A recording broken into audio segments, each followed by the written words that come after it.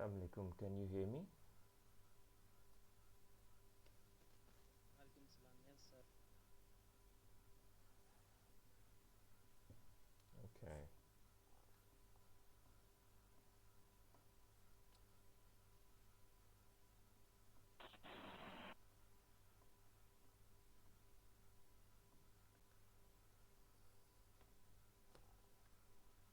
And you can see my screen now.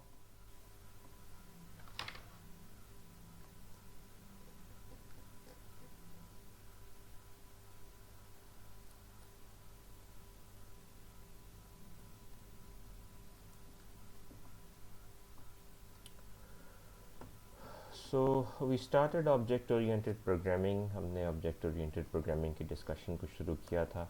I'm just making a little bit of switch.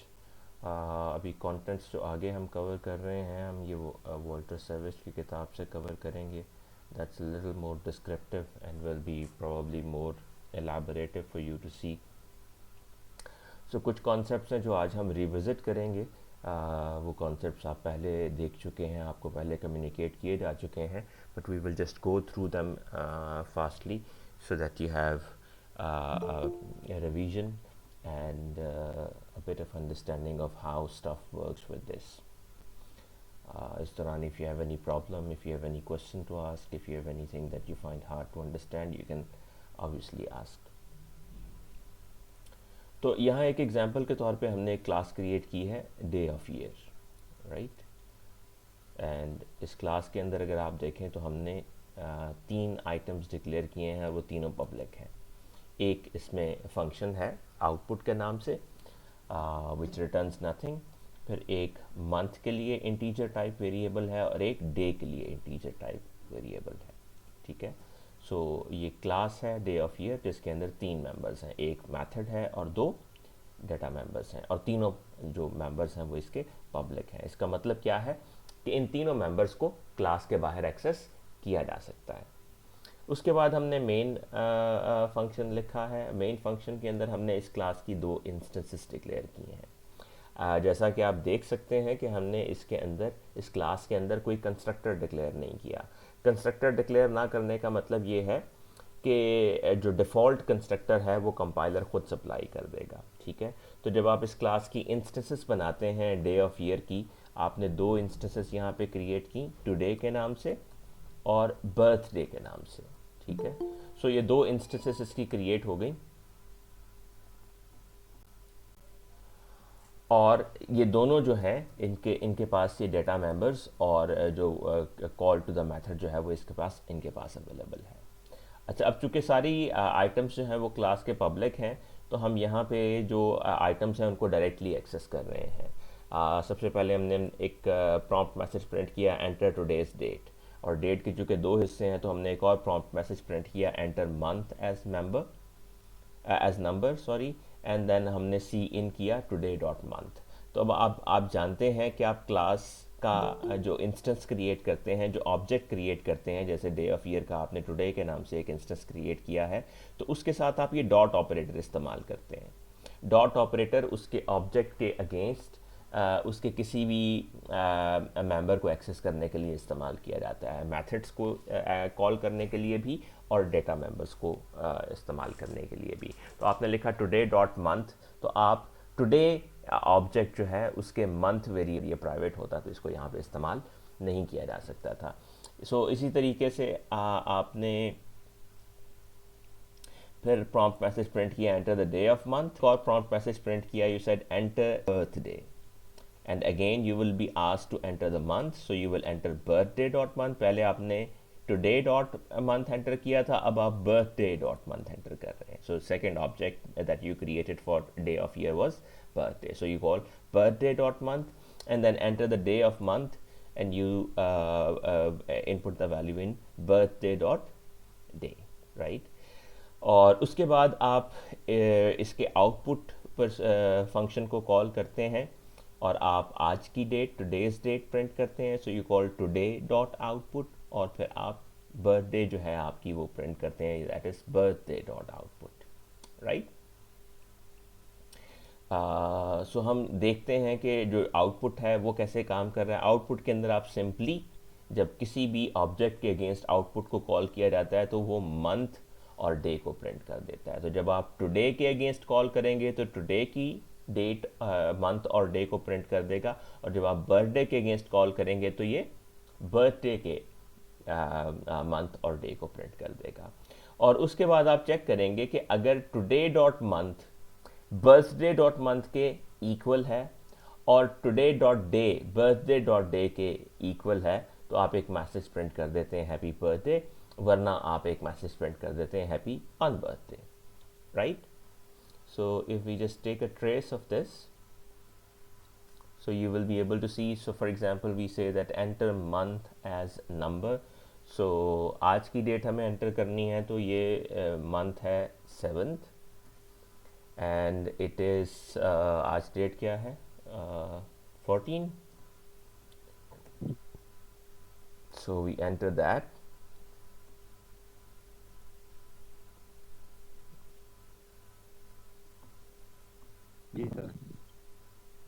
Okay, then enter your birthday. So suppose we say that that birthday is in the month of December and on 22nd, so this will obviously print that today's date is, the month is 7 and the day is 14, and your birthday is month 12 and day 22, so happy on birthday, because the today's date and your birthday does not match.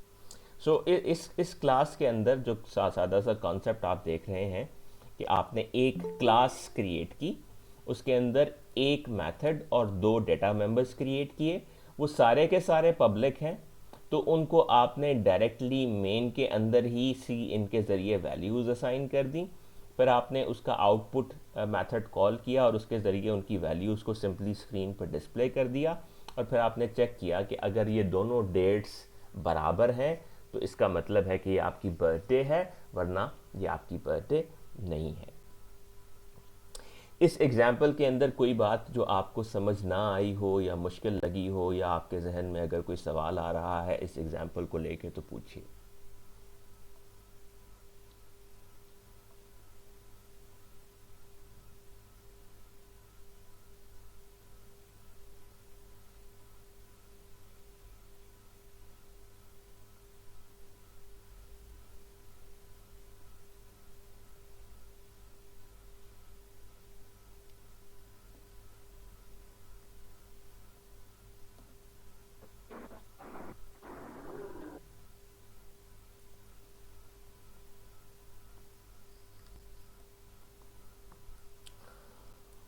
Okay, good. So we move on to the next example. इस next example में हम class के इस्तेमाल को थोड़ा सा broad होता हुआ देखेंगे। ऑल्दो ये कॉन्सेप्ट्स किसी हद तक हम पहले कवर कर चुके हैं, but this is just revisit so that you get going if you have previously not been able to. ठीक है, अब आपने यहाँ पे एक मेथड डिक्लेयर किया, ठीक है। अब अगर आपको याद हो तो पिछली एग्जाम्पल में जो इनपुट थी वो डायरेक्टली मेन के अंदर हो रही थी। मेन के अंदर हम इसलिए इनपुट कर पा रहे थे क्योंकि डाटा मेंबर्स हमने पब्लिक डिक्लेयर किए हुए थे। अब चूंकि हमने उनको प्राइवेट डिक्लेयर कर दिया है तो उनको अब हम इस क्लास के मेथड्स के थ्रू ही एक्सेस कर सकेंगे। तो हमने इनपुट के लिए भी एक मेथड बना लिया, आउटपुट के लिए पहले भी एक मेथड एग्जिस्ट करता था जो पब्लिक ही था। उसके बाद आपने एक सेट के नाम से मेथड डिक्लेयर किया है जो बेसिकली 2 वैल्यूज़ ले रहा है, मंथ की और डे की। और उसके बाद आपने गेट मंथ के नाम से एक फंक्शन बनाया यहाँ पे, और एक गेट डे के नाम से फंक्शन बनाया। इनकी डेफिनेशन क्लास के अंदर यहाँ पे नहीं इंक्लूड की गई बल्कि बाद में इंक्लूड की गई है। So we see that.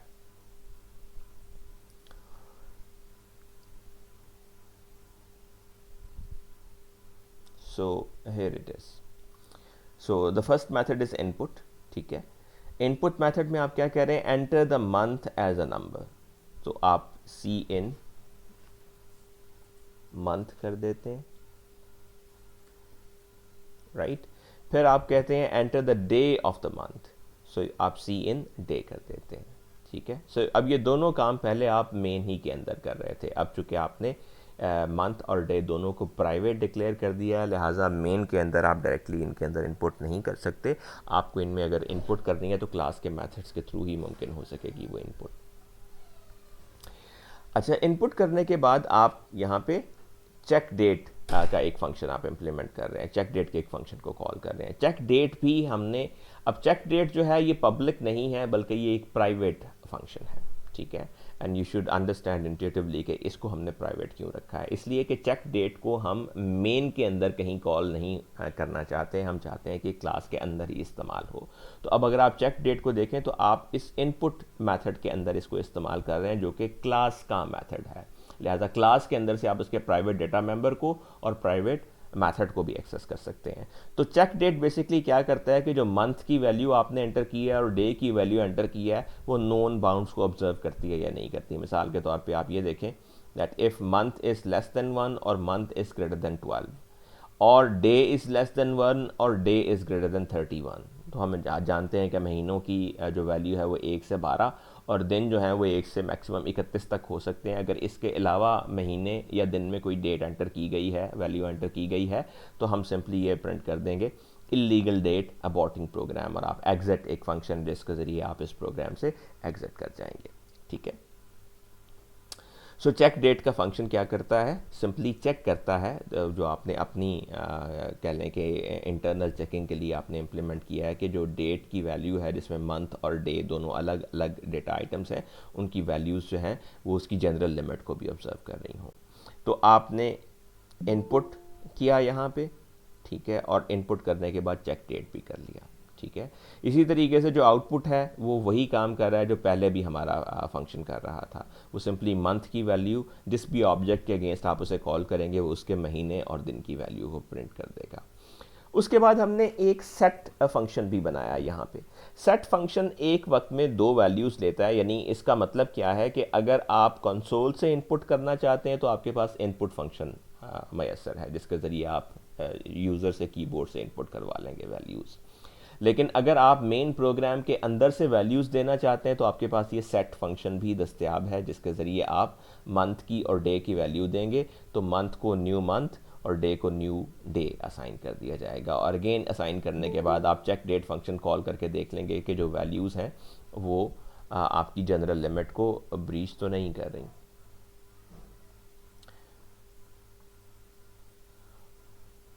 और उसके बाद आपके पास सिंपली ये दो एक्सेसर फंक्शंस हैं जिसमें आपने गेट मंथ और गेट डे इस्तेमाल किया है।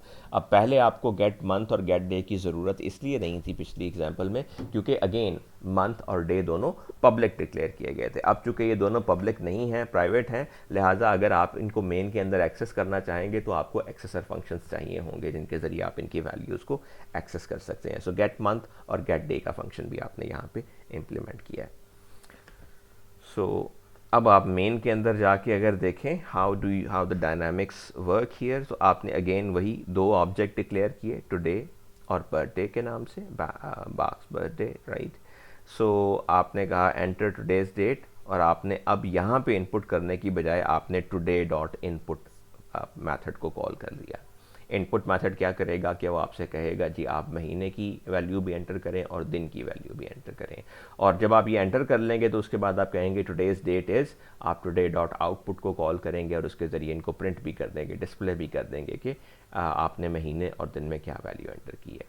अच्छा, यहाँ अगर आप देखें तो आपने एक और जो ऑब्जेक्ट डिक्लेयर किया है वो बाक्स बर्थडे के नाम से है, जो बेसिकली योहान सेबेस्टियन बाक is considered a very good musician from Germany. So आप उसकी बर्थडे यहाँ पे एंटर कर रहे हैं। अब आपके पास दो तरीके थे आप इसकी बर्थडे को एंटर करते। आप यहाँ पे बाक बर्थडे डॉट इनपुट भी कॉल कर सकते थे, उस सूरत में कीबोर्ड से वैल्यू ली जाती, लेकिन ये एक नॉन वैल्यू है तो आपने सेट मेथड को कॉल किया और इसके अंदर महीने में 3 और डे में 21 दे दिया, right. So you have two methods to supply the values in the data members. You have the input method available as well as a set method available. Input method console से आपसे values input करवा लेता है और जो set method है वो directly values लेके उनको set कर देता है। And then you say that Johann Sebastian Bach's birthday is Bach birthday dot output. आपने आउटपुट मेथड जैसे यहाँ पे कॉल किया था बिल्कुल वैसे ही यहाँ पे कॉल किया और उसकी वैल्यू को प्रिंट कर दिया। फिर आप क्या करते हैं, जैसे आप पहले चेक कर रहे थे कि today dot month is equal to birthday dot month and today dot day is equal to birthday dot day. तो अब यहाँ पे आप चूँकि डेटा मेंबर्स को डायरेक्टली एक्सेस नहीं कर सकते, तो आपने लिखा today dot get month is equal to back birthday dot get month and today dot get day is equal to back birthday dot get day. अगर ये महीना और दिन बराबर हैं तो आप कहेंगे हैप्पी बर्थडे जोहान सेबेस्टियन, वरना आप कहेंगे happy on birthday Johann Sebastian. So did you get the concept of this as well now? अगर कोई चीज़ समझ नहीं आई, कोई सवाल है जहन में, तो प्लीज़ पूछिए. हम यहाँ पे ऐसा करते हैं कि मंथ की वैल्यू एंटर करते हैं, विच इज़ से हम करंट की कर रहे हैं तो हम 7 एंटर करते हैं and enter the value of a month. Sorry, I had to enter the day of month, so it is 14. और बाक्स बर्थडे ज़ाहिर है हमने खुद एंटर नहीं की, वो सेट के ज़रिए सेट कर दी गई है. So you see it is happy on birthday Johann Sebastian because it was suppose to be 21st of March for the birthday of Johann Sebastian Bach. So everybody is okay with this example as well?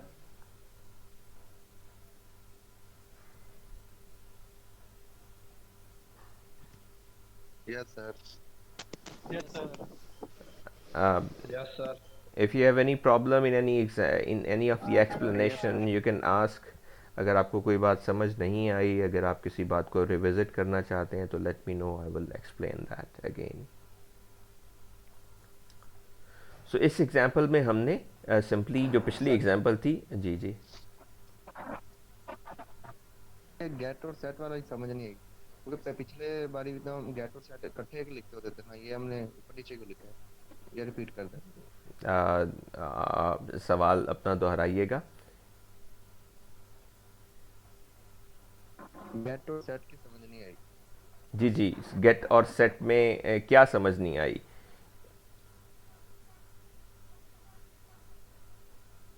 Sir set तो हम इसलिए लिखना value जी set जी करने के लिए, जी जी, जो हमने पिछले, और गेट तो होता है इसको प्रिंट करने के लिए. ठीक है. तो सर जैसे हमने पिछले आपने 1-2 लेक्चर लिखे थे ना, मैं वो देखे थे, तो उनमें से ना हमने इकट्ठे ही लिखा था मेन में जाके ना. जी जी, ये आपने इसको ऊपर पब्लिक में कैसे लिख दिया? ये तो मेन में लिखना होता था ना. नहीं बेटा, फंक्शन तो हम मेन में नहीं लिखते. फंक्शन तो हम क्लास के जितने भी फंक्शन होते हैं उनको हम मेन में नहीं लिखते. अच्छा, अब आप ये कह रहे हैं कि हमने नीचे क्यों लिखा है इन्हें, यहाँ पे क्यों लिखा है? ओके ओके, हमने सारे ही फंक्शन यहाँ पे लिखे हैं. असल में आप क्लास के अंदर आपके पास दो ऑप्शन होती हैं. एक तरीका ये होता है कि आप ये मेथड मिसाल के तौर पे इनपुट है, ठीक है, मैं इसको सिंपली यहाँ से कॉपी करता हूँ, ठीक है, एंड आई पेस्ट इट. ये इनपुट कहाँ पे है, ठीक है, मैं इसको यहाँ पे पेस्ट कर देता हूँ, ठीक है. अब अगर आप देखें तो void इनपुट यहाँ पे पूरा मेथड लिखा हुआ है, it is fully explained here, ठीक है. सो यहाँ आपने क्लास के अंदर ही इसको फंक्शन को डिफाइन भी कर दिया है, ठीक है. सो एक ऑप्शन आपके पास ये होती है कि आप क्लास की डेफिनेशन के अंदर ही फंक्शन की डेफिनेशन भी इंक्लूड कर दें, ठीक है. दूसरा तरीका आपके पास, ये भी मैंने आपको बताया था, ये होता है कि आप यहाँ पे सिर्फ फंक्शन का सिग्नेचर लिखें, ठीक है, और जो उसकी डेफिनेशन है वो आप बाद में क्लास के बाहर लिख सकते हैं. उस केस में आपको क्या करना पड़ता है कि आप फंक्शन के नाम से पहले क्लास का नाम लिखते हैं, स्कोप रेजोल्यूशन ऑपरेटर का इस्तेमाल करते हैं. अब इसका मतलब क्या है कि ये जो इनपुट मेथड आपने यहाँ पे डिफाइन किया है, ये असल में वो मेथड है जो कि आपने क्लास डे ऑफ ईयर के अंदर डिक्लेयर किया था, राइट. सो इसको आप ऊपर क्लास के अंदर डिक्लेयर कर दें या बाद में लिख दें, it has the same effect, इससे कोई फ़र्क नहीं पड़ता. लेकिन अगर आप बाहर लिखेंगे तो आपको बताना पड़ेगा कि ये इस क्लास का मेथड है. जो एक्सेस स्पेसिफिकेशन है इसकी, वो आपको बतानी होगी, इसकी जो स्कोप रेजोल्यूशन है कि ये किस क्लास का मेथड है. यस सर, क्लियर हो गया. ओके. सो इस एग्जाम्पल के अंदर हमने सिंपली ये डेमोन्स्ट्रेट किया कि क्लास के कुछ हिस्से पब्लिक और कुछ हिस्से प्राइवेट हो सकते हैं। क्लास के जो प्राइवेट हिस्से होते हैं उनको क्लास के बाहर डायरेक्टली कोई भी इस्तेमाल नहीं कर सकता, लेकिन क्लास के जो पब्लिक हिस्से होते हैं उनको क्लास के बाहर इस्तेमाल किया जा सकता है। तो अगर आप क्लास के प्राइवेट हिस्सों को क्लास के बाहर इस्तेमाल करना चाहते हैं तो उन्हें क्लास के पब्लिक हिस्सों के ज़रिए ही इस्तेमाल कर सकेंगे। जैसा कि आप मंथ और डे को मेन के अंदर इस्तेमाल करना चाहते हैं तो उनको इस्तेमाल करने के लिए आप पब्लिक फंक्शंस ऐसे डिक्लेयर करते हैं जिनके ज़रिए आप उनकी वैल्यूज़ को रीड भी कर सकते हैं, उनके अंदर वैल्यूज़ राइट भी कर सकते हैं। अब एक और बात ये कि मसलन हम again this should be clear to you कि हम सेट फंक्शन है मिसाल के तौर पे, तो क्या ऐसा मुमकिन था कि हम सेट मंथ और सेट डे के नाम से दो अलग फंक्शन बना देते? तो यस, ऐसा बिल्कुल मुमकिन था कि हम सेट मंथ और सेट डे के नाम से दो अलग अलग फंक्शन बना देते, जैसे हमने गेट मंथ और गेट डे के हिसाब नाम से भी दो अलग अलग फंक्शंस बनाए हैं। सो हम ऐसा क्यों करते हैं कि हम एक फंक्शन बनाएंगे, दो फंक्शन बनाएंगे? This is all according to your needs. ये मुकम्मल तौर पे आपकी नीड्स पे डिपेंड करता है कि आपको किस किस डेटा मेंबर के लिए गेट फंक्शन या सेट फंक्शन चाहिए या दोनों चाहिए, और क्या आप सेट फंक्शंस को मल्टीपल वेरिएबल्स के लिए मर्ज कर सकते हैं, एक लिख सकते हैं, या आपको अलग अलग ही लिखने हैं। तो इस बात का डिसीजन कि क्या बात मौजू होगी आपके लिए, क्या करना बेहतर होगा, ये एक प्रोग्रामर ने खुद डिसाइड करना होता है। क्या आपको एक डेटा मेंबर के लिए गेट फंक्शन चाहिए या नहीं चाहिए, this is what you will decide. क्या आपको उसके लिए सेट मेथड चाहिए या नहीं चाहिए, this is what you will decide. क्या आपको एक ही सेट मेथड लिखना है या मल्टीपल सेट मेथड्स लिखने हैं, this is what you will decide. And how will you decide? According to the needs of the situation that you feel is there at that time. So everybody is okay with this now? Yes sir. Okay. So again, if you have any question at any point, do let me know. So we move on to the next example.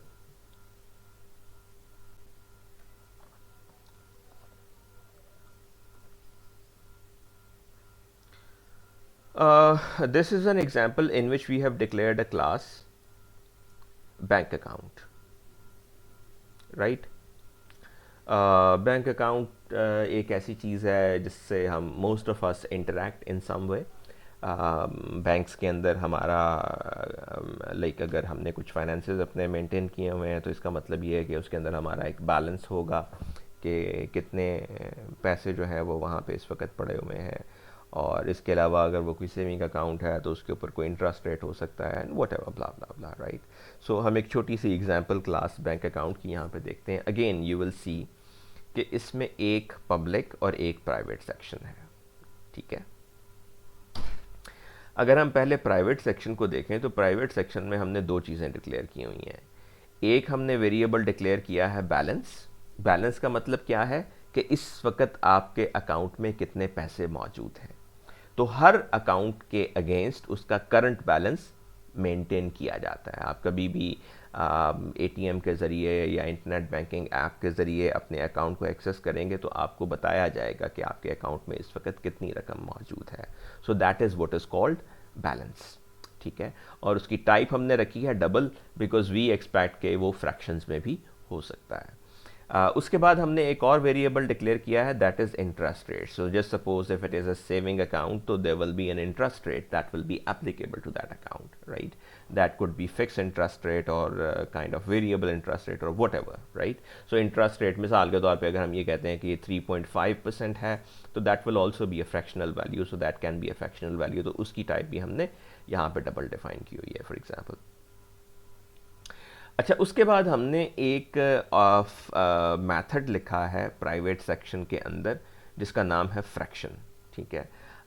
Fraction और percent, इन दोनों चीज़ों में फ़र्क आपको पता होगा। Percentage का मतलब होता है, मिसाल के तौर पे अगर हम कहते हैं इंटरेस्ट रेट 3.5% है तो that will be written as 3.5, लेकिन अगर आप इसी को फ्रैक्शन के तौर पे लिखेंगे तो this will become 0.035, right, because percent को 100 से डिवाइड करते हैं तो वो उसकी फ्रैक्शन बनती है।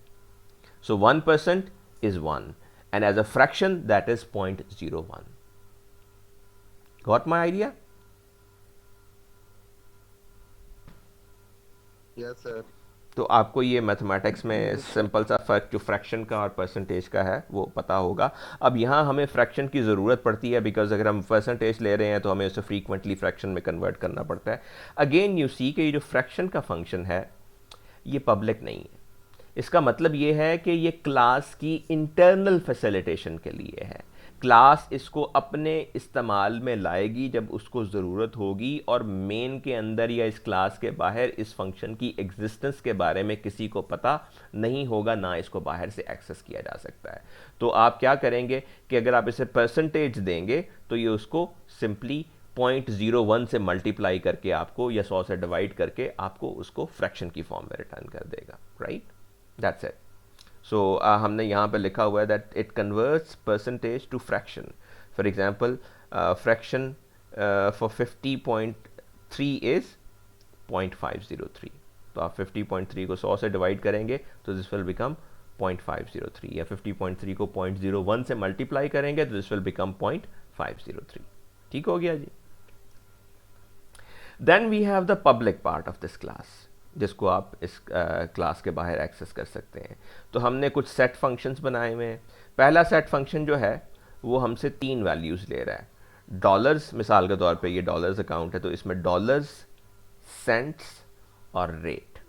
तो आप 3 चीज़ें इनपुट करेंगे कि आप इसके बैलेंस में कितने डॉलर्स लिखना चाहते हैं, कितने सेंट्स लिखना चाहते हैं और इसका इंटरेस्ट रेट क्या सेट करना चाहते हैं। नीचे अगर आप एक्सप्लेनेशन में कमेंट में देखें तो हमने लिखा हुआ है post condition, pre conditions. They can B pre conditions for function and they can B post condition. Post condition क्या है इसके लिए कि जब ये फंक्शन एग्जीक्यूट हो चुका होगा तो आपका जो अकाउंट बैलेंस है that has been set to dollars dot cent. मिसाल के तौर पे अगर आपने डॉलर्स में 100 एंटर किया और सेंट्स में 25 एंटर किया तो आपका अकाउंट बैलेंस 100.25 सेट हो चुका होगा उसके बाद, और आपका इंटरेस्ट रेट जो होगा वो आपके रेट जो परसेंट आपने यहाँ पे दिया है उसके बराबर सेट हो चुका होगा। सो सेट जो मेथड है उसका पर्पस क्या है कि वो आपके बैलेंस की वैल्यू को डॉलर्स और सेंट्स के बराबर और आपका रेट जो है वो गिवन रेट के बराबर सेट कर दे।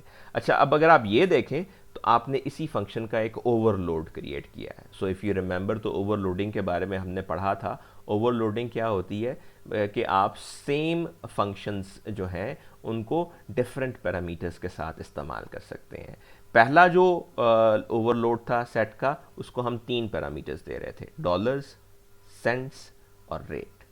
ठीक है, इसके बाद हमारे पास दूसरा ऑप्शन ये है कि हम इसको सिर्फ डॉलर्स और रेट देते हैं। अच्छा, ये सूरत कब होती है कि जब हम वैल्यू जो एंटर कर रहे हैं उसमें सेंट्स जो है वो एग्जिस्ट नहीं करते। मिसाल के तौर पे अगर आप एक होल फिगर एंटर कर रहे हैं सो you will not be entering the saints in that case, तो उस सूरत में आपके लिए ये मेथड जो है वो यूज़फुल हो सकता है। इसकी पोस्ट कंडीशन क्या है, the account balance has been set to dollars dot 00 because you have not specified the cents, so that those will be 0, और इंटरेस्ट रेट जो है वो रेट परसेंट जो भी आपने दी उसके बराबर सेट हो जाएगी। So are you okay with this overloading? I hope you understand what overloading is and you can also relate के इस overload बनाने का purpose क्या है, set के overload बनाने का। Yes sir. Okay, next we have implemented, we have specified that declaration of a function update.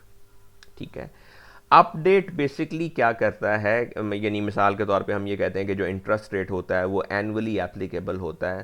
तो पोस्ट कंडीशन इसकी हमने लिखी हुई है 1 year of simple interest has been added to the account balance. मिसाल के तौर पे आपका अकाउंट बैलेंस 100 था और इंटरेस्ट रेट जो था वो 7.5 था। तो इसका मतलब ये है कि 1 साल के बाद अगर आप अपडेट मेथड कॉल करेंगे इस अकाउंट बैलेंस के ऊपर तो अकाउंट बैलेंस 100 से बढ़कर 107.5 हो जाएगा। Got it?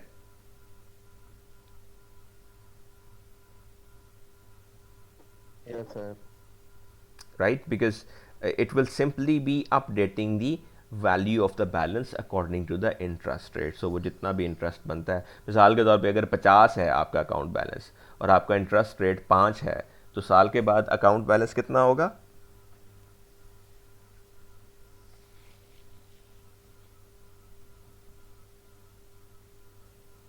अगर आपका सर इंटरेस्ट, फिर से अगर आपका अकाउंट बैलेंस 50 है और इंटरेस्ट रेट 5 है, 5%, तो साल के बाद आपका अकाउंट बैलेंस क्या हो जाना चाहिए?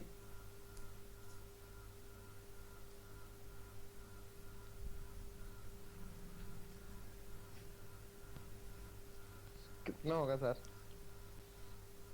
जी यही आपने बताना है। यही हमने बताना है। जी जी। 50 है तो 5 उसका 10 रहेगा। सर कैलकुलेट कैसे होता है तो बताइए पहले। आप जहन पे जोर ना डालें, किसी और को कोशिश कर लेने दें। एनी बॉडी, कोई अगर आपका तीसरी चौथी पांचवी छठी में बहन भाई पढ़ता है तो उस पर रोब डाल के उससे करवा लें।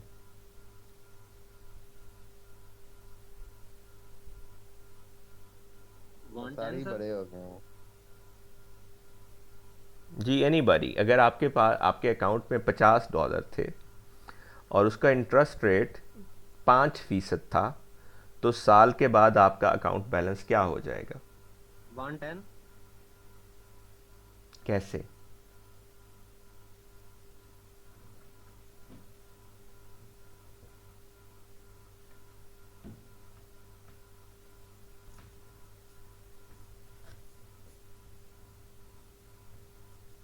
And this literally is class 5 math.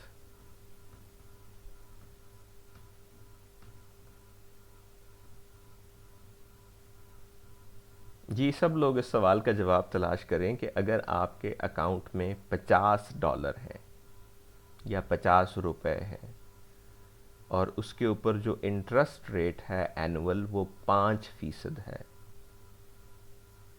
यानी एक साल अगर उस पर गुजर जाए उस अमाउंट पे तो उसमें 5% इजाफा होगा, तो एक साल के बाद $50 बढ़कर कितने हो जाएंगे?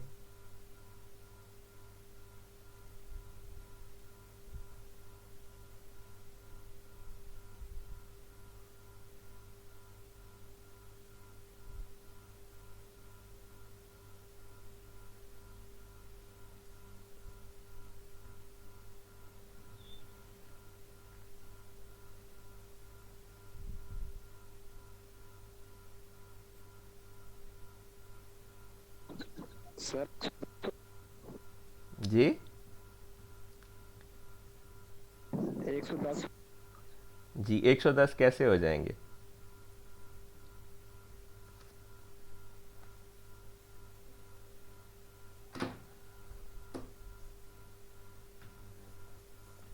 बेटा कैलकुलेट करने के लिए कोई तरीका भी तो आपने इस्तेमाल किया होगा ना, हमें ये भी तो बताइए कि 110 कैसे हो जाएंगे, कैसे आ गया 110? सारे इंटरेस्ट रेट मेरे ख्याल से सूद होता है ना। जी जी। तो अगर सर 50 12 50 मल्टीप्लाई 5 करेंगे। 12 मल्टीप्लाई 5 करेंगे और उसको 100 पे से डिवाइड करेंगे। सर ये 12 इंटरेस्ट रेट मल्टीप्लाई जो है ये एनुअल है, ये इंटरेस्ट रेट जो है ये एनुअल है, मंथली नहीं है। 120 में बन जाएगा तकरीबन। सर मेरे ख्याल से 30 रुपये बनेगा। कैसे? चाहे मंथली 2.5 बनेगा। और बेटा कैसे बनेगा? मंथली नहीं, ये इंटरेस्ट रेट मंथली नहीं है, एनुअल होता है इंटरेस्ट रेट, यानी साल गुजरेगा उस रकम पे तो वो इंटरेस्ट उस पे लगेगा। 55 होगा फिर। सर 50 डिवाइडेड बाय 100 और जो मतलब मल्टीप्लाई बाय 5। तो कितना बना? सर $52। 2.5 बना सर। जी इट विल बी 2.5, तो आपका अकाउंट बैलेंस बढ़कर 52.5 हो जाएगा। 5 हो जाएगा। ठीक हो यस गया? सर। तो ये पांचवी का सवाल हल करने का बहुत शुक्रिया। अच्छा, तो मैंने कर दिया, शाबाश तो दे दें। मैंने शुक्रिया अदा किया आपका। सर ये सब लेता है, शुक्रिया नहीं लेता। ओके जी, the next is get balance. ठीक है। गेट बैलेंस सिंपली आपको करंट बैलेंस रिटर्न कर देगा, गेट रेट आपको करंट रेट रिटर्न कर देगा। अच्छा, उसके बाद आपने एक मेथड डिक्लेयर किया है आउटपुट, और इसमें हमने एक खूबसूरत चीज़ ये की है कि इसको एक जो है वो रेफरेंस भी पास किया हुआ है आउटपुट स्ट्रीम का। I will shortly tell you कि इस सूरत में, इस एग्जांपल के केस में हमें इसको पास करने की बिल्कुल ज़रूरत नहीं थी, लेकिन असल में हम ये पास क्यों कर रहे हैं यहाँ पे।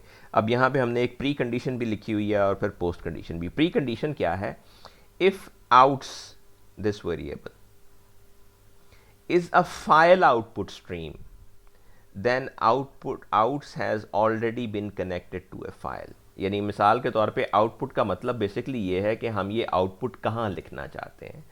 आम तौर पे जब हम आउटपुट करते हैं तो सी आउट के ज़रिए करते हैं, और सी आउट के ज़रिए जो हम आउटपुट करते हैं वो कहाँ पे डिस्प्ले होती है?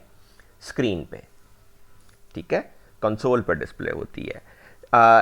तो क्या आप कंसोल के अलावा कहीं और भी आउटपुट कर सकते हैं? जी बिल्कुल कर सकते हैं। आप मिसाल के तौर पे हो सकता है कि आप अपना डेटा किसी फाइल में राइट करने में इंटरेस्टेड हो, तो आप किसी फाइल स्ट्रीम को डिक्लेयर कर दें, ठीक है।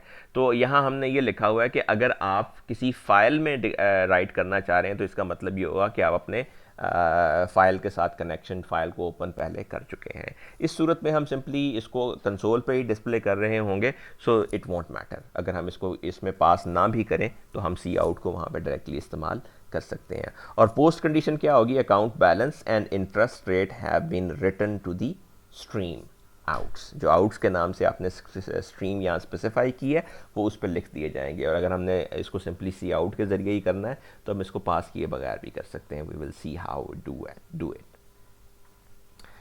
अच्छा, अब नीचे चल के हम ज़रा इनकी जो डेफिनेशन हैं उनको देख लेते हैं, ठीक है। सेट मेथड जब डॉलर, सेंट्स और रेट तीनों देते हैं तो वो चेक कर लेता है कि डॉलर और सेंट और रेट तीनों की वैल्यू नेगेटिव नहीं होनी चाहिए। अगर ये नेगेटिव है तो वो आपको वहीं पे बता देगा कि इलीगल वैल्यूज़ हैं, यू कांट स्पेसिफाई दोस। अच्छा, अदरवाइज अगर ये इलीगल वैल्यूज़ नहीं है तो आप सिंपली क्या करेंगे? Dollars balance is equal to dollars plus 0.01 into cents. मिसाल के तौर पे अगर आपके पास 25 सेंट हैं तो वो असल में $.25 है, तो आप उसे 0.01 से मल्टीप्लाई करेंगे तो आप बैलेंस के अंदर डॉलर्स प्लस 0.01 इंटू सेंट्स लिख देंगे। और जो रेट है आपका उसको सिंपली आप इंटरेस्ट रेट के नाम से जो आपका डेटा मेंबर है उसको सिंपली असाइन कर देंगे, ठीक है। ये उस सूरत में है जब आप डॉलर्स और सेंट दोनों स्पेसिफाई कर रहे हैं। अगर आप सिर्फ डॉलर्स और रेट दे रहे हैं तो उस सूरत में क्या होगा कि आप बैलेंस को डॉलर्स दे देंगे सिर्फ, बिकॉज सेंट्स हैं ही नहीं तो there will be no cents, और इंटरेस्ट रेट को रेट दे देंगे, ठीक है। अच्छा, उसके बाद है आपके पास अपडेट। अपडेट का मतलब हमने पहले डिस्कस किया कि अपडेट में आपको सिंपली ये करना है, अपडेट फंक्शन कॉल करने का मतलब ये है कि 1 साल गुजर चुका तो साल के बाद आप इंटरेस्ट रेट के मुताबिक जो भी अमाउंट बनती है उसको अकाउंट बैलेंस में ऐड कर दें। तो आप लिखेंगे balance is equal to balance plus fraction of interest rate. मिसाल के तौर पे अगर इंटरेस्ट रेट 5% है तो फ्रैक्शन ऑफ 5% क्या होगी? 0.05 इंटू बैलेंस। तो आप 0.05 इंटू बैलेंस करेंगे वो बनेगा 2.5 अगर बैलेंस 50 है तो, ठीक है। सो आप करेंगे 50 जमा 2.5 विच विल बी 52.5। सो ये अपडेट जो है वो आपके लिए सिंपली ये करेगा कि जो बैलेंस के ऊपर इंटरेस्ट बनता है वो उसमें ऐड अप कर देगा। उसके बाद आपने ये जो फ्रैक्शन है ये भी एक मेथड है जो प्राइवेट मेथड है जिसको आप इस क्लास के अंदर ही कॉल कर रहे हैं। फ्रैक्शन सिंपली क्या करता है कि जो भी परसेंटेज की वैल्यू है उसको 100 से डिवाइड कर देता है। 100 से डिवाइड कर दें या 0.01 से मल्टीप्लाई कर दें, इसका एक ही मतलब होता है। ठीक हो गया जी? एनी क्वेश्चन सो फार?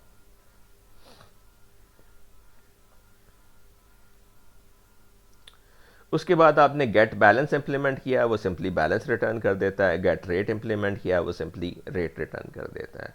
और आखिर में है आप जो आउटपुट कर रहे हैं, ठीक है।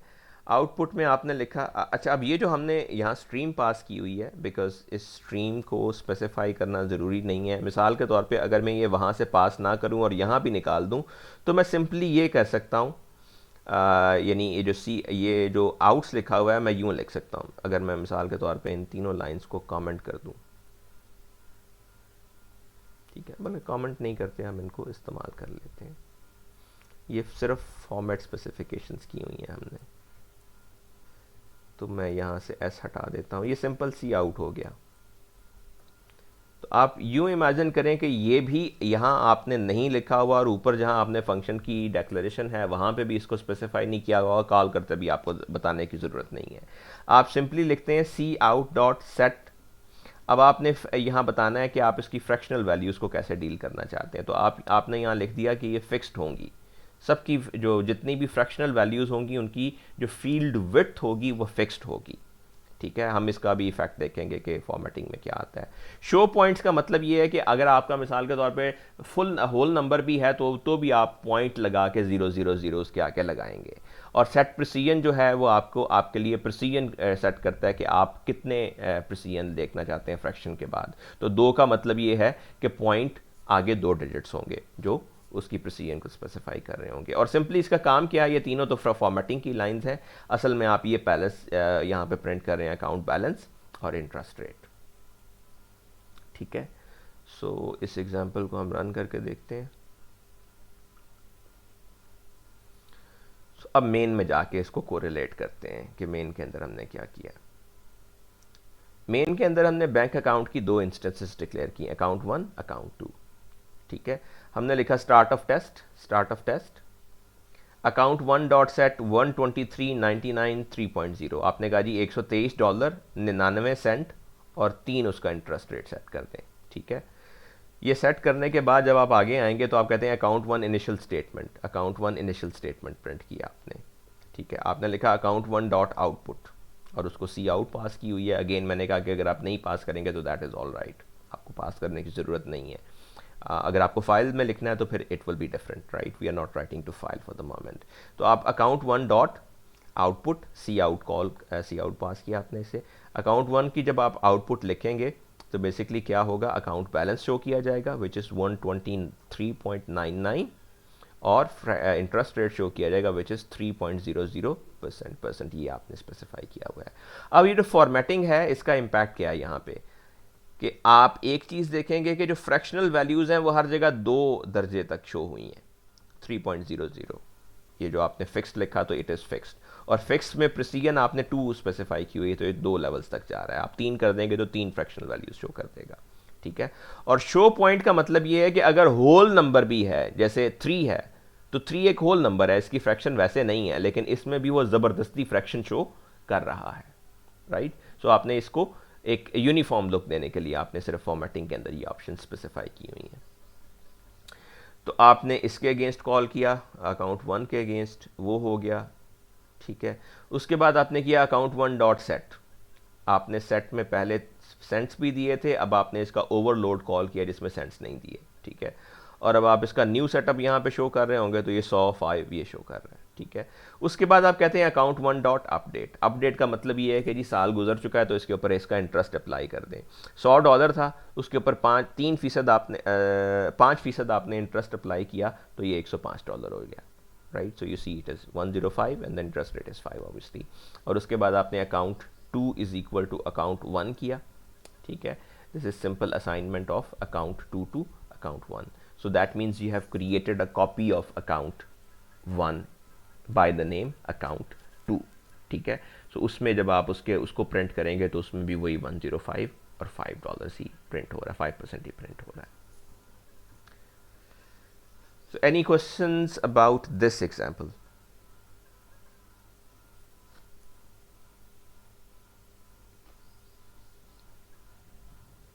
Anything that you did not understand? No sir, समझ आ गई है।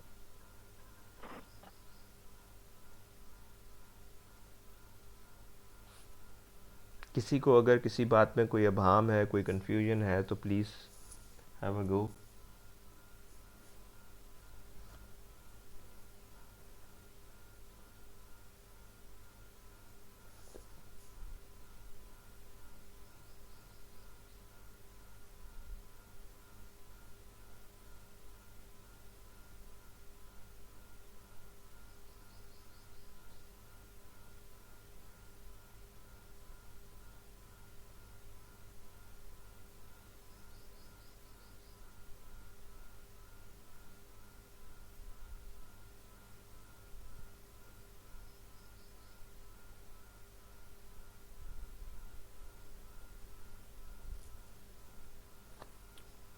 Okay good, so we move on to our next example.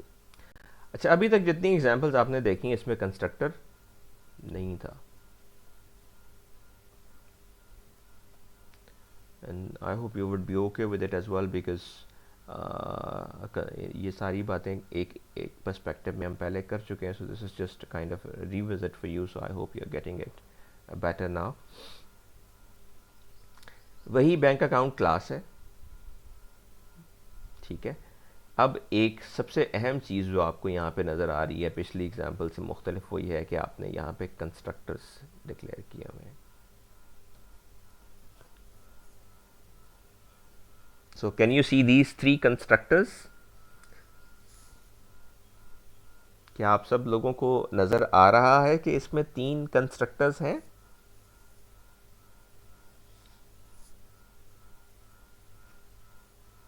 Yes sir.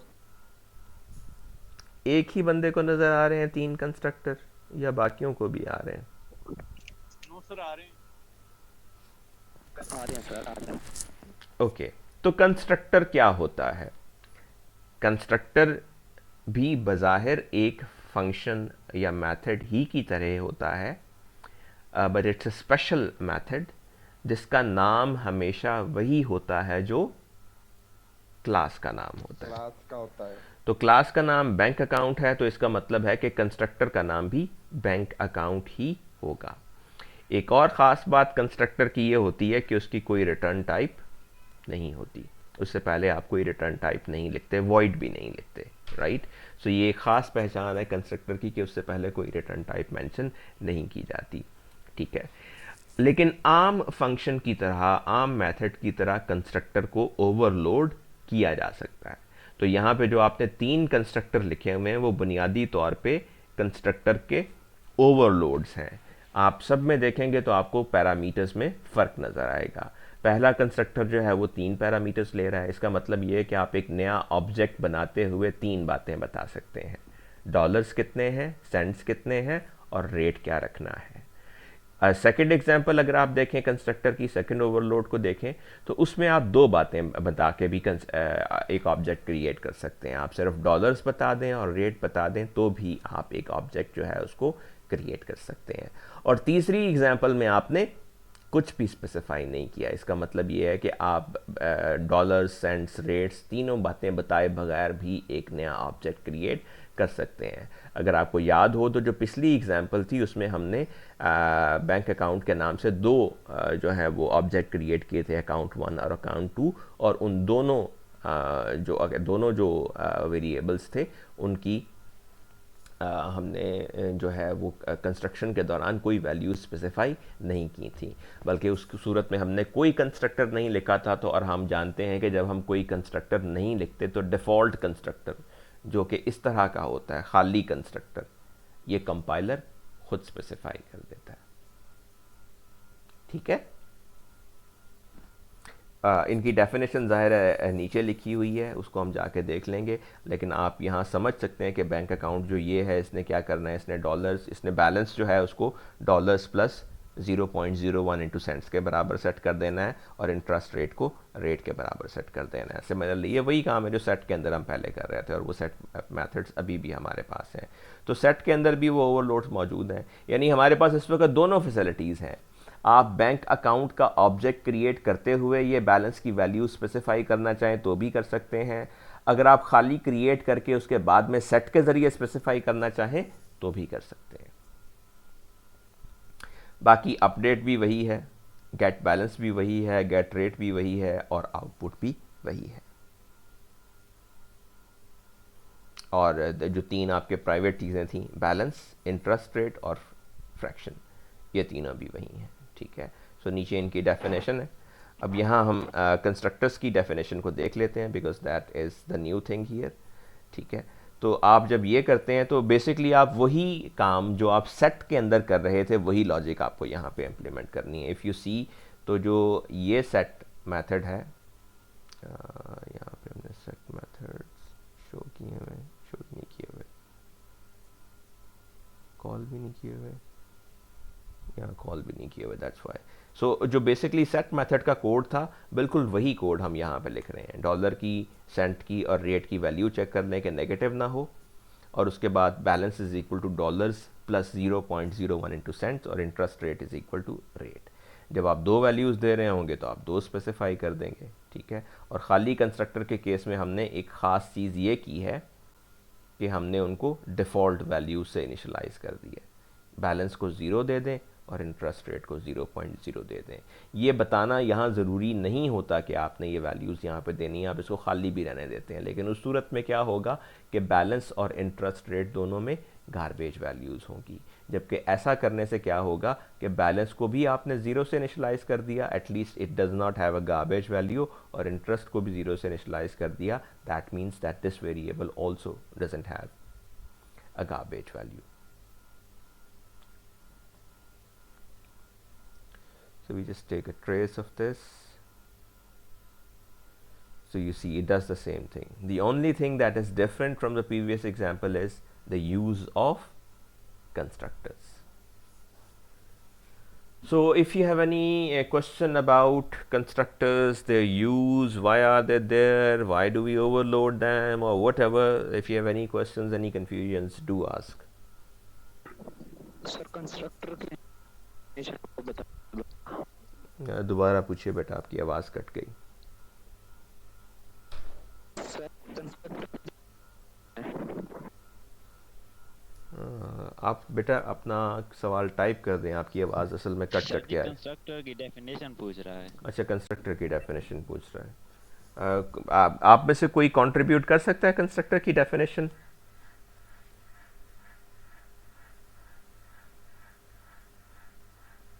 Is there anybody who would like to say anything about? Sir मिल जाएगी लेकिन थोड़ा सा time लगेगा, जिसमें लिखी हुई है उधर से ढूंढनी पड़ेगी। नहीं, देखी लिखी हुई की ज़रूरत नहीं है। जो आपके जहन में ख्याल है कंस्ट्रक्टर के बारे में वो बताइए कि कंस्ट्रक्टर क्यों होता है।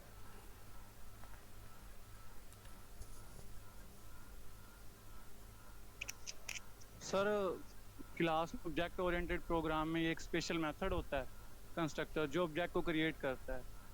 राइट शायद राइट, या it is okay, that's okay. देखिए, जब आप एक ऑब्जेक्ट क्रिएट करते हैं, मिसाल के तौर पे ये देखिए, आप यहाँ ऑब्जेक्ट क्रिएट कर रहे हैं, यहाँ आप दो ऑब्जेक्ट क्रिएट कर रहे हैं, ठीक है। बैंक अकाउंट क्लास का नाम है और उसके आगे आपने दो ऑब्जेक्ट्स क्रिएट किए हैं, अकाउंट 1 के नाम से और अकाउंट 2 के नाम से।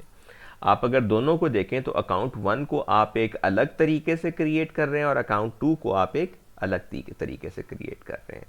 हम पहले अकाउंट 2 को देखते हैं। जब आप ये लिखते हैं, यानी हम कहते हैं चलें हम अलग लिख लेते हैं, बैंक अकाउंट, हम ये लिखते हैं, ठीक है। जब आप ये लिखते हैं तो क्या होता है, इसका मतलब ये है कि आप इस क्लास का एक ऑब्जेक्ट क्रिएट कर रहे हैं। जब भी आपने ऑब्जेक्ट क्रिएट करना है तो आपको, आप यूं कह लें क्रिएट की बजाय हम लफ्ज़ कंस्ट्रक्ट कर लेते हैं कि आपको एक ऑब्जेक्ट कंस्ट्रक्ट करना है। तो जब आप कंस्ट्रक्ट करना चाहेंगे कोई ऑब्जेक्ट तो आपको एक मेथड कंस्ट्रक्टर की ज़रूरत होगी जो उस ऑब्जेक्ट को आपके लिए फिज़िकली क्रिएट कर देगा मेमोरी के अंदर। अच्छा, वो क्रिएट करने के लिए हमारे पास, अब यहाँ देखें, अब आपने इसके आगे, बज़ाहिर आप कहें कि इसके आगे शायद यूँ होना चाहिए, लेकिन हम ये इसलिए नहीं लिखते चूँकि ये मेथड स्पेसिफिक डेक्लेरेशन है, तो वो फिर कंपाइलर कंफ्यूज हो जाता है कि आप कोई मेथड कॉल कर रहे हैं या आप कंस्ट्रक्टर कॉल कर रहे हैं, खाली जब आप पैरेंथेसिस के साथ लिखते हैं। तो जब आप एक ऑब्जेक्ट क्रिएट करते हैं बगैर कुछ स्पेसिफाई किए तो आप सिंपली यूँ लिख देते हैं। इसका मतलब ये है कि बैंक अकाउंट के नाम से एक कंस्ट्रक्टर होना चाहिए जो कि खाली होगा, जो कोई चीज़ नहीं ले रहा होगा। जैसे मिसाल के तौर पे हमारे पास यहाँ पे ये अवेलेबल है, ठीक है। अब ये इस ऑब्जेक्ट को आपके लिए क्रिएट कर देगा। अब आगे मैंने आपको बताया ना, ये जो डेक्लरेशंस हैं ये वाली, ये ज़रूरी नहीं है, ये ऑप्शनल है, आपने सिर्फ इसको अवॉइड करने के लिए यहाँ पे लिखा है, ठीक है। सो अगर आप इसको यूँ भी रन करेंगे, it should work all right, and it does, ठीक है। So this is the constructor which is called when you create a plain object without specifying any value. So मिसाल के तौर पे आप ये क्रिएट कर रहे हैं या ये ACC के नाम से क्रिएट कर रहे हैं, तो इस सूरत में ये कंस्ट्रक्टर कॉल हो रहा है। अगर आप ये कंस्ट्रक्टर नहीं भी लिखेंगे, अगर आपने कोई और कंस्ट्रक्टर नहीं लिखा और आप ये भी नहीं लिखते, तो उस सूरत में सिंपली ये होगा कि कंपाइलर बाय डिफ़ॉल्ट ये खाली कंस्ट्रक्टर आपके लिखे बगैर खुद ही सप्लाई कर देता है। So if you haven't written an empty constructor and no other constructor, you can assume that the compiler has supplied it, so you can even use it without writing. ठीक है, अच्छा, एक चीज ये हो गई। दूसरा है कि आपने एक ऑब्जेक्ट यहां पे क्रिएट किया है ऐसे भी, अकाउंट 1। इसका मतलब ये है कि there must be a constructor which is taking 2 values. So we see कि हमारे पास एक कंस्ट्रक्टर है जो 2 वैल्यूज ले रहा है।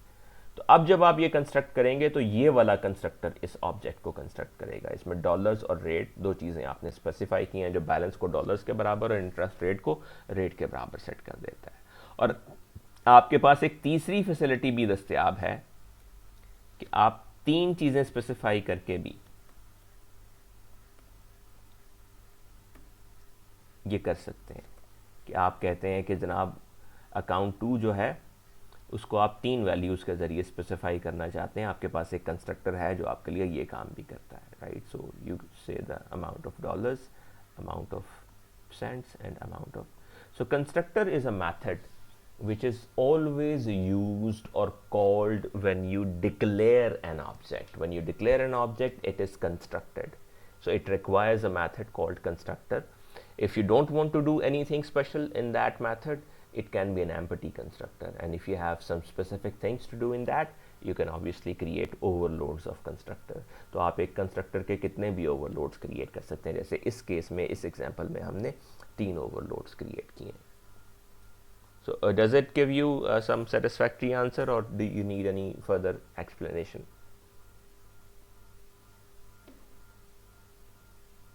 तो सर आ गया समझ। आ गया समझ sir.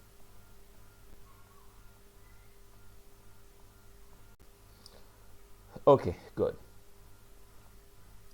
So if you have any question from this example now, you can ask that now, then I will move on to the next.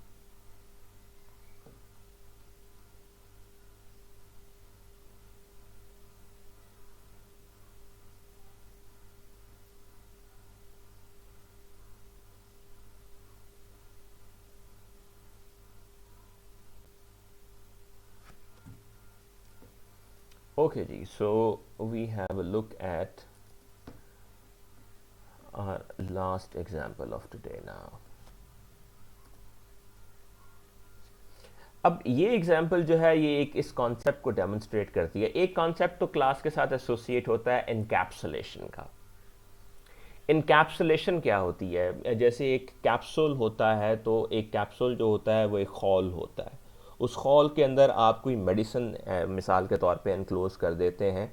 आप उस मेडिसिन को इस्तेमाल कर सकते हैं बग़ैर जाने कि वो मेडिसिन अंदर से कैसी दिखती है, कितनी है, किस कलर की है, कैसी स्मेल है उसकी, कैसा जायका है उसका। आपने उसको चूँकि इनकैप्सुलेट कर दिया, आपने उसे कैप्सूल में, खौल में बंद कर दिया, so it is abstract to you, ये आपसे छुप गई। इस्तेमाल आप उसे कर रहे हैं लेकिन उसकी डिटेल में जाए बगैर, उसके बारे में ज़्यादा इन्फॉर्मेशन जाने बगैर आप उसको इस्तेमाल कर रहे हैं। You only no that this is the name of the medicine, how does it look, how much is the quantity exactly, what is the color, what is the smell like, what is the taste like. You don't know anything about it, but you still take full advantage of it. So हम ये कह सकते हैं कि वो medicine आपसे abstract होती है, आपसे एक पर्दे में होती है। आप उसकी डिटेल के बारे में नहीं जानते, लेकिन आप फिर भी उसको मुकम्मल तौर पर उससे इस्तेफादा कर सकते हैं और करते हैं। ठीक हो गया।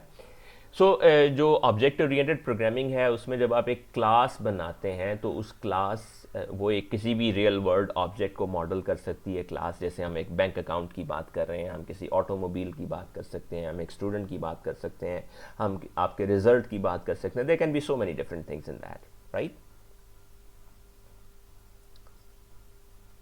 Can you hear me? Yes, sir. Okay so Yes, sir.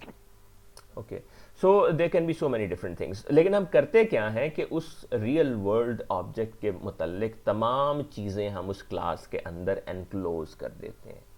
उसके मुतल्लिक जितना डेटा है और उसके मुतल्लिक जितने प्रोसीजर्स हैं वो फंक्शंस की सूरत में हम उस क्लास के अंदर एनक्लोज कर देते हैं, या हम कह लें कि हम उनको एनकैप्सुलेट कर देते हैं। Got my point?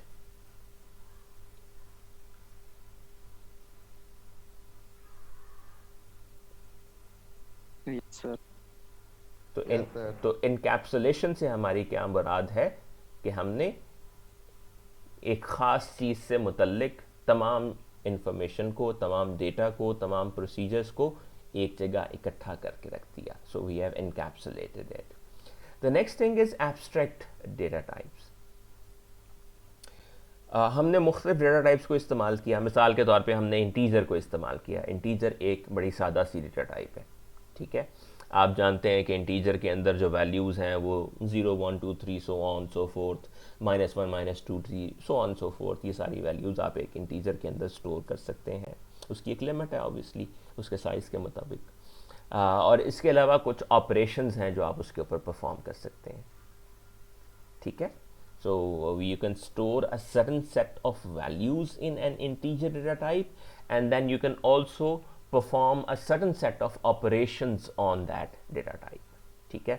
आप जानते हैं कि strings के ऊपर मैथमेटिकल ऑपरेशंस नहीं परफॉर्म किए जाते, स्ट्रिंग्स के ऊपर मुख्तलिफ ऑपरेशंस परफॉर्म किए जाते हैं, नंबर्स पे डिफरेंट ऑपरेशंस परफॉर्म किए जाते हैं, राइट। सो हम कहते हैं कि हम यूँ कह लेते हैं कि इंटीजर एक एब्स्ट्रैक्ट डेटा टाइप है। अब चलें, डेटा टाइप की हद तक ठीक था, एब्स्ट्रैक्ट डेटा टाइप से हमारी क्या मुराद है। इसलिए हम इसको एब्स्ट्रैक्ट कहते हैं कि ठीक है, इसमें ये वैल्यूज स्टोर हो सकती हैं, इसके ऊपर ये फंक्शंस परफॉर्म किए जा सकते हैं, लेकिन वो वैल्यूज स्टोर कैसे होती हैं और वो फंक्शंस कैसे काम करते हैं, हम इस डिटेल को कवर नहीं करते, हम इस डिटेल के बारे में कंसर्न नहीं होते। वैल्यूज कैसे स्टोर होंगी और ऑपरेशंस कैसे परफॉर्म किए जाएंगे, this remains abstract from us, ये बात हमसे छुपी रहती है, ठीक है। यही बात फ्लोट के बारे में भी कह सकते हैं, स्ट्रिंग के बारे में भी कह सकते हैं। हमें ये तो पता होता है कि इसमें किस किस्म की वैल्यूज स्टोर हो सकती हैं और क्या क्या ऑपरेशन परफॉर्म किए जा सकते हैं, लेकिन वो वैल्यूज कैसे स्टोर होती हैं और वो ऑपरेशंस कैसे काम कर रहे हैं, कैसे इंप्लीमेंट हुए हैं, ये बात हमसे छुपी रहती है, ये बात हमसे एब्स्ट्रैक्ट रहती है। तो इम्प्लीमेंटेशन डिटेल में जाए बगैर हम इन चीज़ों से इस्तेफादा कर सकते हैं, लिहाजा हम इन डेटा टाइप्स को एब्स्ट्रैक्ट डेटा टाइप्स कह देते हैं। मेरी बात समझ आई आप लोगों को? Yes, sir. ठीक है। We know what they do, हमें व्हाट का पता होता है, बट हाउ ये नहीं पता होता, और हाउ के बारे में हम कंसर्न भी नहीं होते। We just know that this is what will be done, this is what can be done, this is what will happen. How we are not concern. तो जो हाउ की डिटेल है वो हमसे छुपी रहती है, तो हम कहते हैं हाउ इज एब्स्ट्रैक्ट, हाउ हमसे छुपा हुआ है, हाउ हमें नज़र नहीं आ रहा, हाउ के बारे में हम कंसर्न नहीं है, इंप्लीमेंट कैसे हो रहा है इससे हमारा कोई सरोकार नहीं है। So we say that this is an abstract data type. ठीक हो गया। अच्छा, अब क्लास के अंदर, क्लास भी चूंकि एक आप कह लें कि यूज़र डिफाइंड डेटा टाइप है, ठीक है, तो आप क्लास को भी, क्लास बाय डिफ़ॉल्ट एब्स्ट्रैक्ट नहीं होती, क्लास में हर चीज़ आप खुद कर रहे होते हैं कि आपने किस चीज़ को कैसे डिक्लेयर करना है, एक बड़े लेवल पे ऑब्वियसली। तो आप क्या करते हैं कि आप क्लास को भी एक एब्स्ट्रैक्ट डेटा टाइप के तौर पर ट्रीट करना चाहते हैं कि मेन के अंदर जब आप क्लास को डिक्लेयर कर रहे हों, उसके ऑपरेशंस को इस्तेमाल कर रहे हों, तो आप उसकी इम्प्लीमेंटेशन डिटेल के बारे में कंसर्न्ड ना हो, ठीक है। मिसाल के तौर पे अगर आप ये एग्जांपल देखें जो अभी हम देख रहे थे, तो आपने बैंक अकाउंट के अंदर, ये 10.7 है, let me just see if I revert it back to,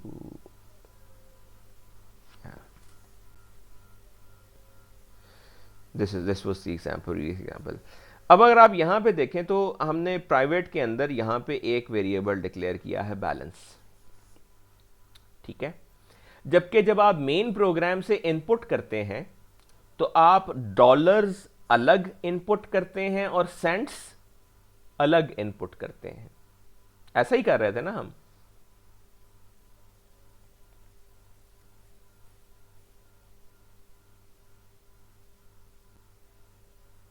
ऐसा ही कर रहे थे ना हम। सर हम बेसिकली मेन के अंदर दो चीज़ें लेते हैं और उनको क्लास को दे देते हैं somehow through some interface, through some method or whatever or constructor। तो हम डॉलर्स को अलग लेते हैं और सेंट्स को अलग लेते हैं। हम इकट्ठा भी ले सकते हैं। हम कह सकते हैं कि आप बैलेंस को फ्रैक्शन की शक्ल में एंटर कर दें, तो आप इसको 22.79 एंटर कर सकते हैं। इसका मतलब है कि 22.79 डॉलर्स यानी $22 और 79 सेंट्स यानी रुपए और पैसे में आप इसको इस तरीके से भी कर सकते हैं, लेकिन आप उन दोनों को अलग अलग ले रहे हैं। बैक एंड पे बैलेंस एक ही वेरिएबल है वो, और वो उसको आप ट्रांसफॉर्म करके एक ही वेरिएबल के अंदर स्टोर कर देते हैं, ठीक है। सो अब फ्रंट एंड पे डॉलर्स और सेंट्स अलग ट्रीट हो रहे हैं, बैक एंड पे भी अलग ट्रीट हो रहे हैं या इकट्ठे ट्रीट हो रहे हैं, ये बात हमसे छुपी हुई है और इस बात से हमें फ़र्क भी नहीं पड़ता। मिसाल के तौर पे अब इसी बैलेंस वेरिएबल को अगर हम ब्रेक करके इसको भी दो हिस्सों में डिवाइड कर दें कि हम कहें जी डॉलर पार्ट अलग कर दें और सेंट पार्ट अलग कर दें, ठीक है, तो क्या हमें मेन के अंदर इस चीज़ से फ़र्क पड़ेगा कि आप पीछे डॉलर्स को और सेंट्स को अलग अलग हैंडल कर रहे हैं? No, it won't make any difference. इससे हमें कोई फ़र्क नहीं पड़ेगा। मिसाल के तौर पे इसी एग्जांपल को हम अगर यूं देखें तो हमने यहाँ पे एक छोटी सी मॉडिफिकेशन ये की है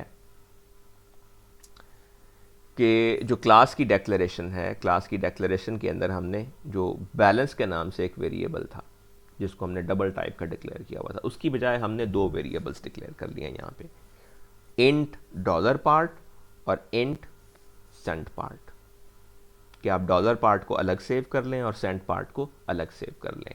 और ज़ाहिर है जब डॉलर अलग सेव हो रहा है तो उसमें भी फ्रैक्शन की ज़रूरत नहीं है और जो सेंट है उसमें भी फ्रैक्शन की ज़रूरत नहीं है, तो हमने दोनों की डेटा टाइप को भी इंटीजर रख लिया। क्या इससे जो क्लास जब हम मेन के अंदर से ये वैल्यूज सप्लाई करते हैं उनको कोई फ़र्क पड़ेगा? It won't make any difference.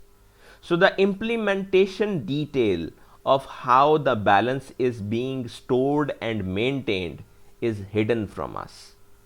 एक यूज़र जो उसको इस्तेमाल कर रहा है उससे ये इम्प्लीमेंटेशन डिटेल हिडन है। आप यहाँ पे बैलेंस का एक वेरिएबल इस्तेमाल कर रहे हो डबल टाइप का, या इंटीजर टाइप के दो वेरिएबल इस्तेमाल कर रहे हो, इससे हमारे फ्रंट एंड प्रोग्राम को कोई फ़र्क नहीं पड़ता। हमारा जो यहाँ पे लाइक बैंक अकाउंट की डेक्लेरेशन है उसको कोई फ़र्क नहीं पड़ा। वो पहले भी इसी तरीके से हम कंस्ट्रक्टर में वैल्यूज़ दे रहे थे, अब भी इसी तरीके से दे रहे हैं। तो ये जो फ़र्क आया है यहाँ पे कि ये वेरिएबल आपने बढ़ा के दो कर लिए हैं, इसको आप क्लास के मेथड्स के अंदर ही हैंडल कर रहे होंगे। मिसाल के तौर पे अब जो बैंक अकाउंट और इसकी जो डेफिनेशन है इसको हम जाके देखते हैं। मिसाल के तौर पे यहाँ देखिए, तो पहले हम क्या कर रहे थे, हम लिखते थे balance is equal to dollars plus 0.01 into cents, ऐसे ही लिखते थे ना? क्यों जी? सर तो आपके बैलेंस के अंदर डॉलर्स और सेंट इकट्ठे होकर स्टोर हो जाते थे। अब आप उसकी बजाय लिख रहे हैं dollar part is equal to dollars and cent part is equal to cents. अब मेन के अंदर इसको कोई फर्क नहीं पड़ा। So main is not concerned with this कि आप बैकएंड पे बैलेंस को इकट्ठा इंप्लीमेंट कर रहे हैं या अलग अलग इंप्लीमेंट कर रहे हैं। So this is what makes our class an abstract data type and this is what it should be. Design analogy है भी ये कि जो आप अपनी क्लास के अंदर चीज़ें इंप्लीमेंट कर रहे हैं उनकी इम्प्लीमेंटेशन डिटेल मेन के अंदर जहां आप उसको इस्तेमाल करेंगे वहां उसकी इम्प्लीमेंटेशन डिटेल हिडन रहनी चाहिए, ठीक है। आपको सिर्फ ये पता होना चाहिए कि क्या दस्तयाब है, उसको इम्प्लीमेंट कैसे किया गया है, उसकी डिटेल क्या है, उसको कैलकुलेट कैसे किया जा रहा है, उसको स्टोर कैसे किया जा रहा है। This should remain hidden from you.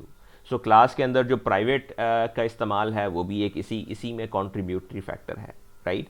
So now you can appreciate कि एक एब्स्ट्रैक्ट डेटा टाइप जो होती है उसका मतलब ये होता है कि आपको ये तो पता होगा कि क्या दस्तयाब है, लेकिन ये नहीं पता होगा कि कैसे दस्तयाब है। यू आर कंसर्न्ड कि आप अपना बैलेंस स्टोर कर सकते हैं, वो आप डॉलर्स और सेंट को इकट्ठा करके स्टोर कर रहे हैं या अलग अलग स्टोर कर रहे हैं, इससे आपको फर्क नहीं पड़ता। Got the point? Yes sir. Yes sir. ये कॉन्सेप्ट अपनी जगह थोड़े एब्स्ट्रैक्ट होते हैं और इनके अंदर बहुत सारे सवालिया निशान भी हमारे जहनों में रह सकते हैं। ये कॉन्सेप्ट आहिस्ता आहिस्ता पुख्ता होते हैं जैसे जैसे हम इनके साथ इनकी नेविगेशन में से गुजरते हैं, ठीक है। सो हम अगर जब तक हमारी प्रैक्टिस इतनी ब्रॉड नहीं हो जाती तब तक ये कहना कि हम इन कॉन्सेप्ट्स को बहुत अच्छे से ग्रास्प कर रहे हैं मुश्किल होता है, right. So this ultimately will depend कि आप how deep you can practice and play with these things, right.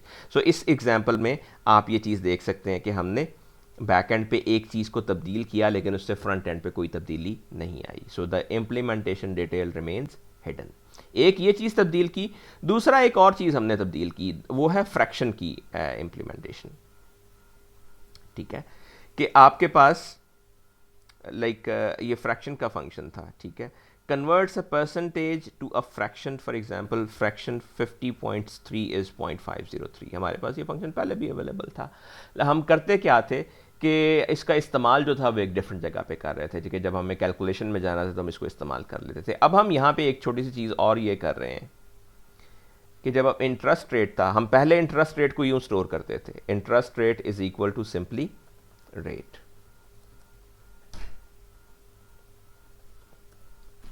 हम इंटरेस्ट रेट को सिंपली इस तरीके से स्टोर कर रहे थे, और जब हमें उसके ऊपर अपडेट करना होता था, अपडेट मेथड के अंदर हम फ्रैक्शन अप्लाई करते थे उसके ऊपर के भी इसको 100 से डिवाइड कर दें ताकि आप उसकी ठीक कैलकुलेशन ले सकें, ठीक है। अब हम क्या कर रहे हैं कि इसको स्टोर करते हुए ही इसके ऊपर फ्रैक्शन अप्लाई कर देते हैं। उसका इंपैक्ट क्या होता है कि जब आप अपडेट मेथड कॉल करेंगे तो अपडेट मेथड के अंदर आपको फ्रैक्शन अप्लाई नहीं करनी पड़ेगी, ठीक है। आप बैलेंस गेट करते हैं, balance is equal to balance plus interest rate into balance, ठीक है। पहले आप क्या करते थे, यहां पे फ्रैक्शन मेथड अप्लाई करते थे।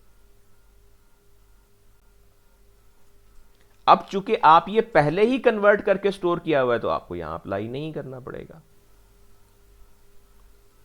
एंड अगेन इस चीज से कि आपने फ्रैक्शन डिक्लेयर करते हुए अप्लाई कर दी है या कैलकुलेट करते हुए अप्लाई की है, इससे मेन प्रोग्राम की लॉजिक के ऊपर कतन कोई फर्क नहीं पड़ता। सो आपने दो लेवल्स क्रिएट कर लिए, एक है आपकी बैक एंड लॉजिक, वो लॉजिक कैसे इंप्लीमेंटेड है इससे मेन के अंदर कोई फर्क नहीं पड़ता, right. Main remains unconcerned about this fact. Main को सिर्फ ये पता है कि ये फीचर्स दस्तयाब हैं, लेकिन वो फीचर्स इंप्लीमेंट कैसे किए गए हैं, उनका ऑर्डर क्या है, उनकी तरतीब क्या है, इससे मेन को कोई कंसर्न नहीं है। अगर आप बैक एंड पे इस प्रोसीजर में कुछ तब्दीली करते भी हैं तो मेन की लॉजिक से इससे कोई फर्क नहीं पड़ता। Got this?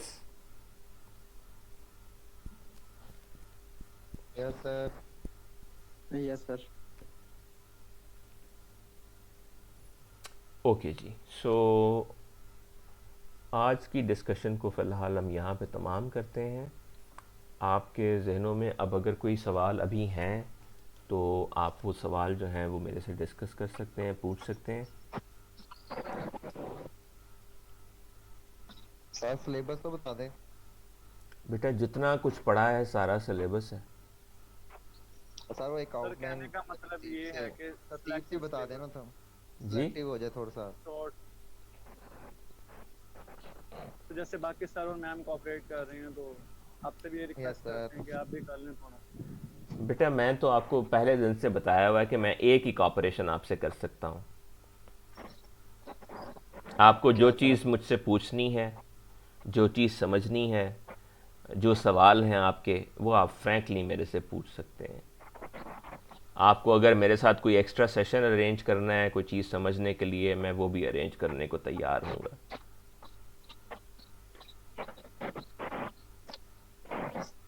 सर थोड़ा सा सारा सिलेक्टिव सिलेबस कर दें, सारी ज्यादा हो गया। बेटा ये सारा सेलेक्टेड सिलेबस है।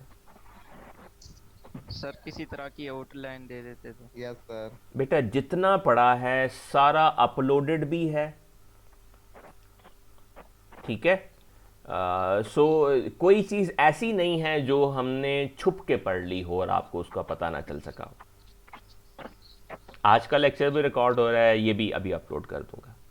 सर बात ये नहीं है कि छुप के पढ़ा है नहीं, बात ये थी कि पढ़ा बहुत कुछ है ना। जी जी। तो आप ऑनलाइन भी था तो फिजिकल क्लासेस आप भी जानते हैं कि बहुत कम हुई हैं।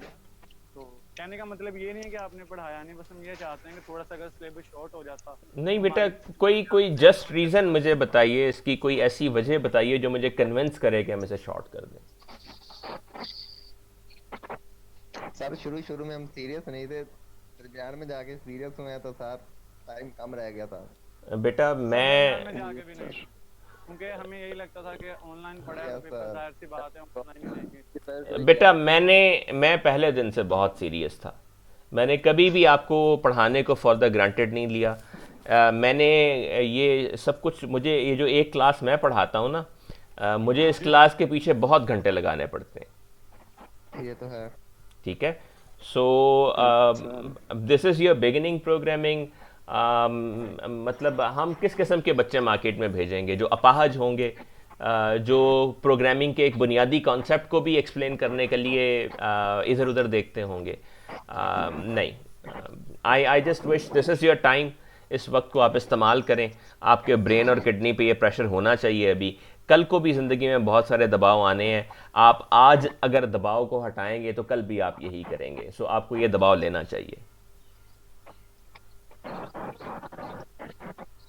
सर हम ले रहे हैं सर, आप थोड़ा सा सिलेक्टिव कर दें सिलेबस, तो थोड़ा सा आउटलाइन दे दें। बेटा सारा पढ़िए। आपको जब भी कोई प्रॉब्लम हो आप मुझे एक क्लासरूम में रिक्वेस्ट डाल दीजिएगा कि एक सेशन अरेंज कर दें, मैं वो सेशन अरेंज कर दूंगा। अभी खैर हमारी ज़ाहिर है बहुत सी क्लासेस अभी मज़ीद होनी है, चूँकि बीच में हम आपके पीछे पड़े रहे कि आप इनको किसी तरीके से करें। कुछ किया आपने फिर भी कुछ नहीं है, चलें खैर एनीवे। अच्छा थोड़ा सा मैं आपको बुक की ओरिएंटेशन बता दूँ।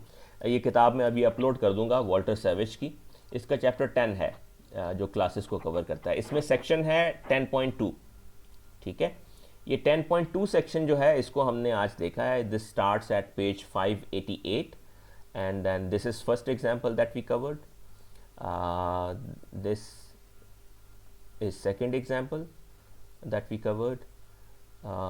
This is the third example that we covered, ठीक है।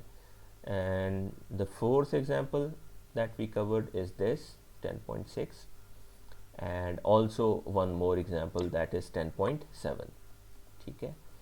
So ये 10.7 तक हमने इसको कवर किया है, तो 10.7 तक आप इसको देखेंगे। इसके अंदर फिर एक अहम चीज़ इसके अंदर ये है कि इसमें हर जगह पे बीच बीच में आपको एक्सरसाइजेस नज़र आएंगी।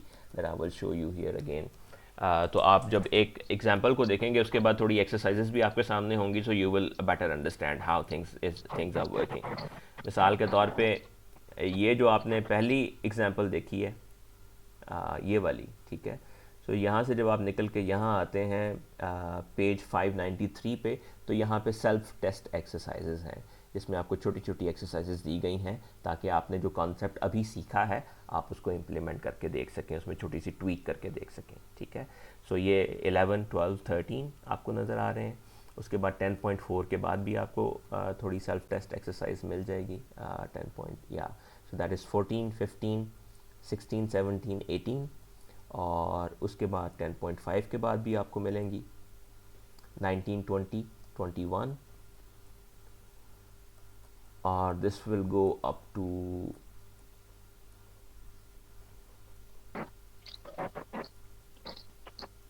सर आपने कहा था जितना पढ़ लिया मैं इतना ही बहुत है, मैं आगे नहीं, नेक्स्ट नहीं बेटा पढ़ाऊंगा। बेटा ये तो हो नहीं सकता। हमारा कोर्स था ऑब्जेक्ट ओरिएंटेड। जो पीछे पढ़ा है वो तो समझ लें पिछला कोर्स पढ़ा है हमने। ऑब्जेक्ट ओरिएंटेड आप प्रोग्रामिंग का एक पूरा कोर्स पढ़ जाएंगे और आपको नहीं पता होगा इनहेरिटेंस क्या होती है, पॉलीमॉर्फिज्म क्या होता है, ऑपरेटर ओवरलोडिंग क्या होती है।